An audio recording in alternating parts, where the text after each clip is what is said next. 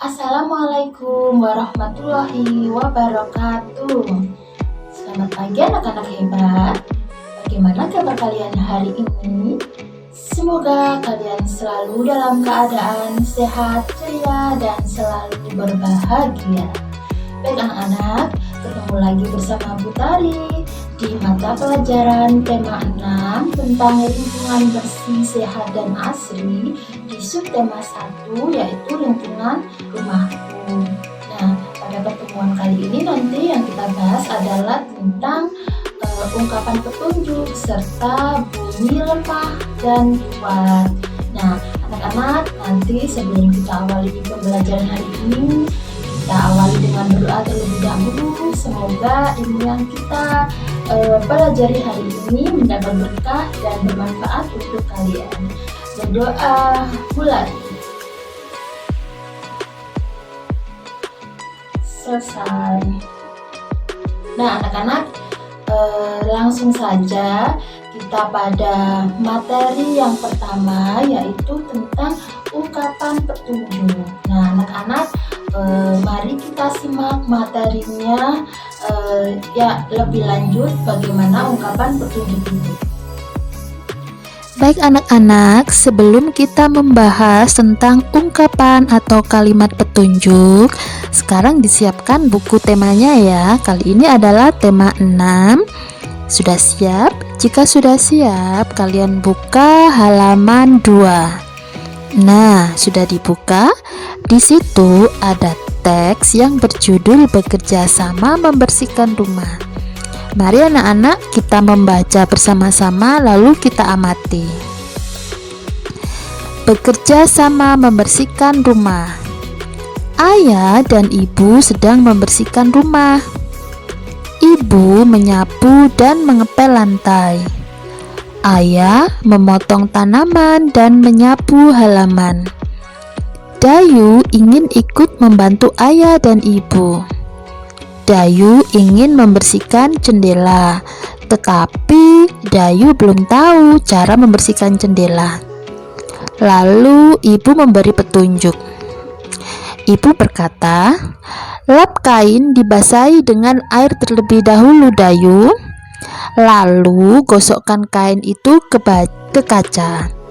Setelah itu keringkan dengan kertas koran." Dayu pun menanggapinya, "Baik, Bu."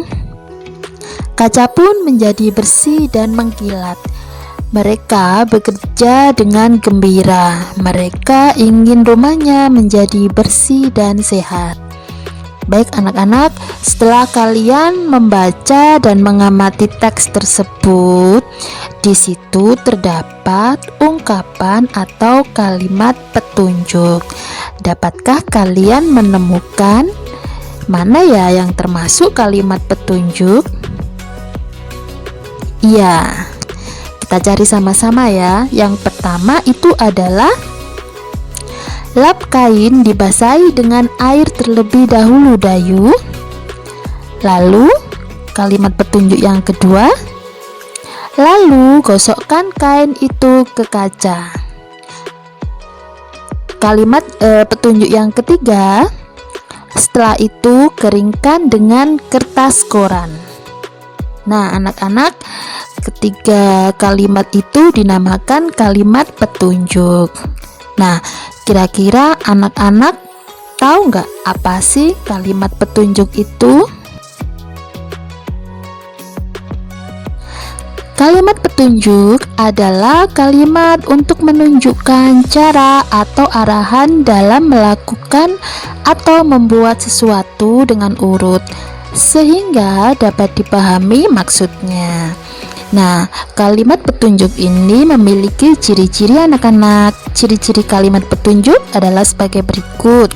Yang pertama, berisi cara melakukan, menggunakan, atau membuat sesuatu. Lalu ciri-ciri yang kedua, kalimatnya bernada perintah atau mengarahkan. Sedangkan ciri-ciri yang ketiga, kalimatnya singkat, padat, dan jelas. Lalu ciri-ciri yang terakhir disampaikan secara urut, jadi berurutan. Nah, Setelah kalian mengetahui apa sih kalimat petunjuk itu dan ciri-cirinya, mari kita mengamati beberapa kalimat berikut ini. Beri tanda centang pada kalimat yang merupakan ungkapan petunjuk. Oke, nomor 1. Setiap hari ibu membersihkan rumah. Apakah ini termasuk kalimat petunjuk?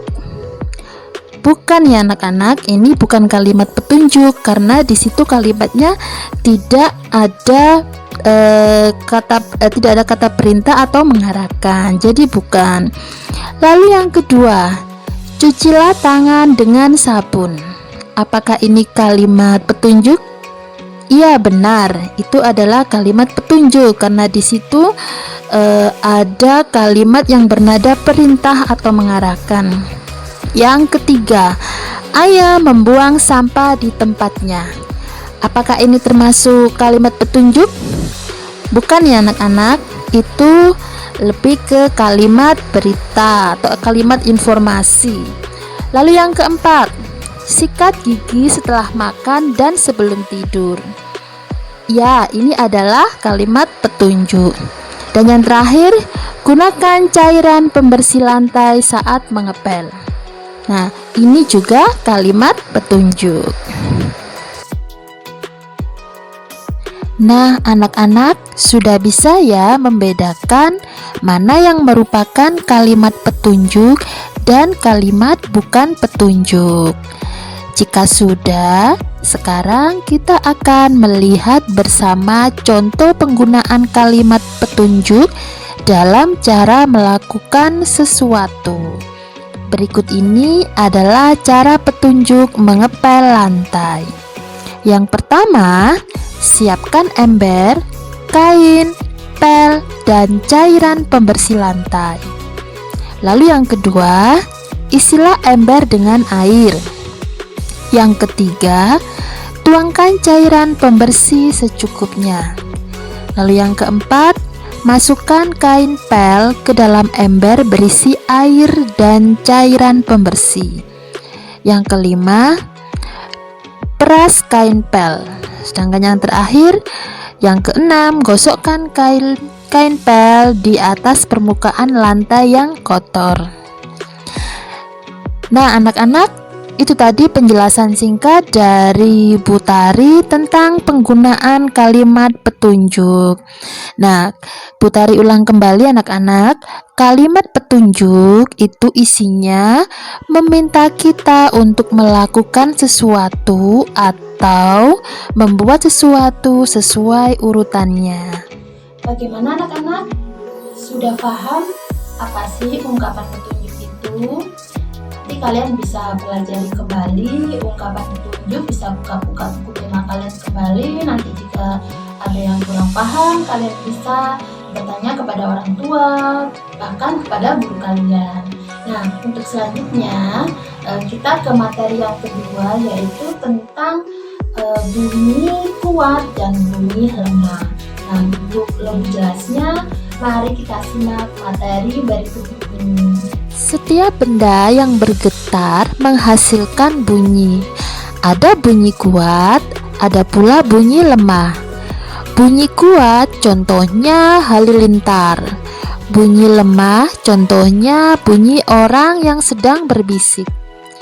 Bunyi kuat dan bunyi lemah dapat kita gunakan ketika bernyanyi. Kamu dapat menggunakan tepukan tangan untuk membedakannya. Tepukan kuat untuk bunyi kuat, sedangkan tepukan lemah untuk bunyi lemah. Perhatikan syair lagu berikut ini. Cobalah nyanyikan syair lagu berikut. Nyanyikan bagian yang diberi tanda biru dengan suara lemah.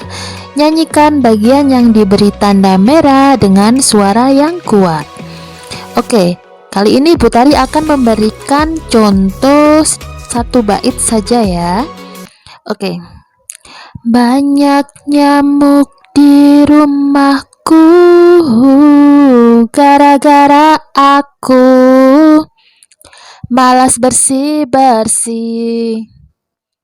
Banyak semut di rumahku, gara-gara aku malas bersih-bersih. Nah, anak-anak, untuk selanjutnya kalian bisa mempraktekkan sendiri di rumah ya. Bisa diiringi dengan tepukan lemah dan tepukan kuat sambil menyanyikan lagu sesuai dengan perintahnya. Anak-anak, kalian sudah belajar bunyi kuat dan bunyi lemah. Bunyi kuat dan bunyi lemah dapat dibuat dengan alat musik ritmis.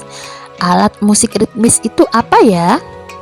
Iya, alat musik ritmis adalah alat musik yang tidak dapat membunyikan nada-nada. Nah, alat musik ritmis ini hanya dapat dimainkan sebagai pengiring irama atau pengatur tempo. Nah, berikut ini adalah contoh alat musik ritmis. Di situ ada drum, maracas, tamborin, dan triangle. Nah, bagaimana untuk membunyikan dan membedakan bunyi itu kuat atau lemah?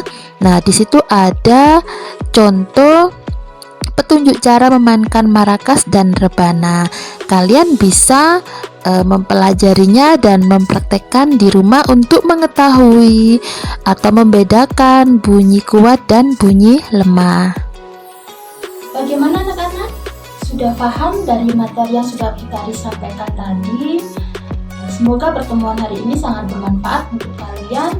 Kalian bisa mempelajari kembali dan membuka buku tema kalian. Nanti bisa mengerjakan tugas-tugas yang ada di dalam latihan buku tema tersebut. Nah, nanti ketemu Butari lagi di tema 6, tetap di subtema 1, tapi dengan materi yang berbeda. Nah, semoga terima kasih untuk pertemuannya hari ini. Semoga bermanfaat untuk kalian. Kita ketemu lagi di tema berikutnya.